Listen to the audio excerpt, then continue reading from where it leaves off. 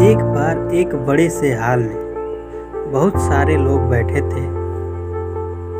वहाँ पर दुनिया का एक बहुत ही बड़ा स्पीकर आने वाला था और सब लोग उसकी बातें सुनने के लिए वहाँ पर आए थे। लगभग 10 मिनट के बाद वह स्पीकर स्टेज पर आता है और वह बोलता है कि अगर आपने मेरी बात ठीक से सुन ली और समझ ली तो आपकी ज़िंदगी पूरी तरह से बदल जाएगी। उसके बाद वह अपनी जेब से एक बिल्कुल नया चमकता हुआ 500 रुपये का नोट निकालता है और उसको ऊपर करके सबसे पूछता है कि ये नोट आप में से किसको चाहिए। ये सुनते ही सब लोग अपने अपने हाथ ऊपर कर देते हैं। वह स्पीकर बोलता है कि ये नोट मैं आप में से किसी एक को दूंगा, लेकिन इसके लिए आपको थोड़ा वेट करना होगा। अब वह स्पीकर उस नोट को अपनी मुट्ठी में बंद कर लेता है और थोड़ी देर तक उसको मसलता है।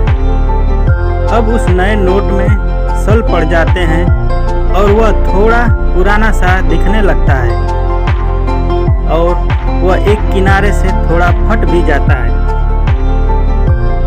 इसके बाद वह फिर उस नोट को ऊपर करके पूछता है अब ये 500 का नोट किसको चाहिए। इस बार भी सभी लोग अपने हाथ ऊपर कर देते हैं। तब स्पीकर ने उस नोट को जमीन पर गिरा दिया और उस नोट पर 3-4 बार पैर रख दिया।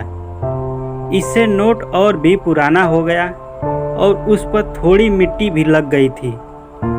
फिर उन्होंने उस नोट को ऊपर किया और पूछा कि अब बताओ, अब इस नोट को आप में से कौन लेना चाहता है। और इस बार फिर सब के सब ने अपने हाथ ऊपर कर दिए। स्पीकर अब नोट को फिर से नीचे ज़मीन पर गिरा देता है और उसके ऊपर कूद कूद कर उसको दोनों पैरों से रगड़ देता है और उसके ऊपर चाय भी गिरा देता है। अब नोट इतना गंदा हो जाता है कि उसको पहचानना भी मुश्किल होता है। कोई भी उस नोट को देखता तो यही बोलता कि अब ये सिर्फ एक गंदा कागज़ का टुकड़ा है, अब यह बेकार है, इस दुनिया में इसकी कोई वैल्यू नहीं है। स्पीकर ने एक बार फिर उस नोट को उठाया और ऊपर करके सबसे पूछा अब इस नोट को कौन कौन लेना चाहता है। और इस बार भी सबके सब ने अपना हाथ ऊपर कर दिया।